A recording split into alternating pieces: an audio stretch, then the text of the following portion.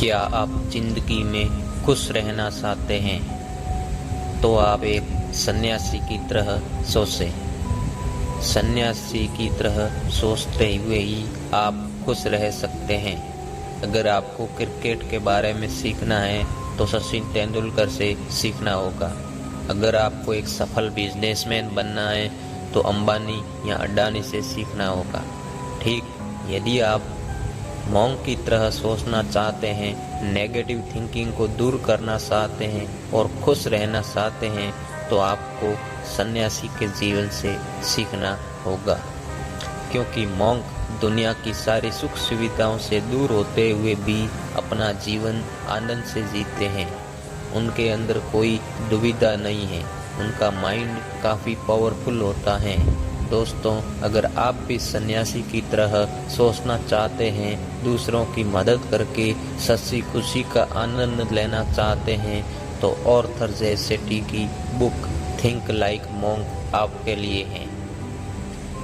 तो बिना किसी देर किए think like a monk book summary इन हिंदी से जानते हैं अपने माइंड को मॉन्क की तरह कैसे डेवलप करें, जीवन में खुश कैसे रहे, दिमाग को शांत कैसे रखें, जीवन को लक्ष्य पूर्ण कैसे बनाएं। Find your true identity. हम अपनी आइडेंटिटी को समय और परिस्थिति के अनुसार बदलते रहते हैं। जब हम अपने परिवार के साथ होते हैं हमारी आइडेंटिटी अलग होती है। जब हम अपने दोस्त के साथ होते हैं तो हमारी आइडेंटिटी अलग होती है। ऐसे में हम अपनी रियल आइडेंटिटी को खो देते हैं, अपने फेस पर कहीं परत बना लेते हैं जिसे हम सिचुएशन के हिसाब से बदलते रहते हैं। अगर कोई कहता है पैसा सब कुछ है तो उसमें इन्फ्लुएंस होकर हम पैसे के पीछे भागने लगते हैं। दूसरे के इन्फ्लुएंस में आकर अपनी आइडेंटिटी को बदलना बिल्कुल गलत है। ऐसा करने से हम अपनी रियल आइडेंटिटी को खो देते हैं। भगवत गीता के चैप्टर 3 श्लोक नंबर 35 में लिखा है, किसी व्यक्ति के जीवन का नकल करके जीने से अच्छा है हम अपने के भाग्य के अनुसार जिए। इसीलिए हमें इन्फ्लुएंस की धूल को हटा करके अपनी रियल आइडेंटिटी को बाहर लाना होगा और सेल्फ ऑडिट करना होगा। सेल्फ ऑडिट करने के लिए आप एकांत जगह में बैठ जाए जहां कोई ना हो। आपको सोचना है कि आप क्या बनना चाहते हैं। क्या आप जिन लोगों के साथ रह रहे हैं उसके साथ रहकर आप जैसा बनना चाहते हैं वैसा बन सकते हैं। जब आप एकांत में सेल्फ ऑडिट करते हैं तो इससे आप दूसरे के इन्फ्लुएंस की लगी धूल को हटाकर आप अपने आत्मा की आवाज़ सुनते हैं और यह प्रक्रिया आपको आप जैसा बनना चाहते हैं वैसा बनने में मदद करती है। Remove negativity. जब आप अपने घर से बाहर निकलते हैं आपको अपने लाइफ में बहुत सारे नेगेटिविटी लोग मिलते हैं। इसमें से कुछ लोग ऐसे होते हैं जो हमेशा कंप्लेन करते हैं, अपनी गलतियों के लिए दूसरों को जिम्मेदार ठहराते हैं। ऐसे में आपका इन सभी लोगों से दूर रहना पॉसिबल तो नहीं है, फिर भी आपको नेगेटिविटी से दूर रहने के लिए 3 स्टेप फॉलो करना चाहिए। 25:75 थ्योरी। आपके जीवन में जितने भी नकारात्मक व्यक्ति हैं उससे 3 गुना ज़्यादा प्रेरणा देने वाले लोगों को अपने जीवन में रखें। आप अपना 75% समय उन लोगों के साथ बिताएं जो आपको नीचे गिराने के बजाय ऊपर उठाना चाहते हैं। Allocate time. कुछ लोग नेगेटिविटी से भरे होते हैं, उन्हें 1 मिनट के लिए भी बर्दाश्त करना मुश्किल होता है। कुछ लोग ऐसे भी हैं जिन्हें आप घंटों तक बर्दाश्त कर सकते हैं। ऐसे में आप विचार करें कि आप किस व्यक्ति को समय देना चाहते हैं। Don't be a saviour. दोस्तों, एक कहावत है, किसी दूसरे के मुंह दांत ना गिनो। ठीक इसी तरह आप किसी दूसरे की समस्या को तब तक सुलझाने की कोशिश न करें जब तक आपकी आवश्यकता ना हो। अगर आपके पास उस व्यक्ति की सहायता करने की क्षमता हो तभी ऐसा करें।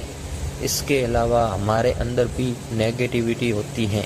इस नेगेटिविटी से बचने के लिए ऑथर स्पॉट, स्टॉप और स्वेप टेक्निक यूज करने के लिए कहते हैं। स्पॉट, इस स्टेप में आपको यह देखना है कि आपके अंदर कौन कौन से नेगेटिव थॉट्स आ रहे हैं, इसकी पहचान करना है। स्टॉप, इस स्टेप में आपको यह सोचना है कि आखिर किस कारण से आपके अंदर नेगेटिव थॉट्स आ रहे हैं, उसकी जड़ तक पहुंचकर उसे वहीं रोके, ऐसे थॉट्स आपके अंदर दोबारा ना आ सके। स्वेप, इस स्टेप में ऑथर नेगेटिव थॉट्स को पॉजिटिव थॉट्स में बदलने के लिए कहते हैं। इसके लिए आप पॉजिटिव थिंकिंग रखें, सेल्फ हेल्प बुक पढ़े, समय न तो हो तो बुक समरी वीडियो देखें या फिर महान लोगों या जिससे आपको प्रेरणा मिलती है उनकी बायोग्राफी पढ़े। ऐसा करने से आपके अंदर पॉजिटिव एनर्जी का संचार होगा। नाउ और इंटेंशन, यदि आप किसी काम को कर रहे हो तो उस काम को करने के पीछे का इंटेंशन क्या है, इसे जानना बहुत ज़रूरी है। क्योंकि कई बार हम अगर किसी चीज़ को अचीव कर लेते हैं फिर हमें संतुष्टि नहीं मिलती, इसका मतलब ये हुआ कि हमारा उस चीज़ को अचीव करने का इंटेंशन गलत था। यदि आप किसी व्यक्ति की हेल्प इस अटेंशन की साथ कर रहे हैं कि बदले में वह आपकी हेल्प करेगा, आपके हेल्प करने का इंटेंशन ही गलत है। Now your space and time, her location की अपनी एक एनर्जी होती है।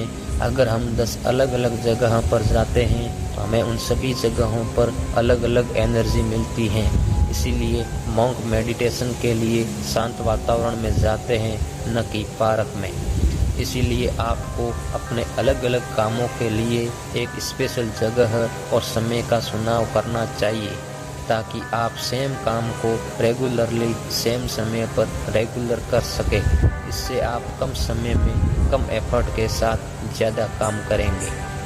यह सर्व ऑर्डर, यदि किसी व्यक्ति को आपकी हेल्प की ज़रूरत हो तो निस्वार्थ भाव से उसकी मदद करें, क्योंकि आप जितना निस्वार्थ भाव से किसी दूसरे की मदद करते हैं तो वह लौटकर आपके पास ही आता है।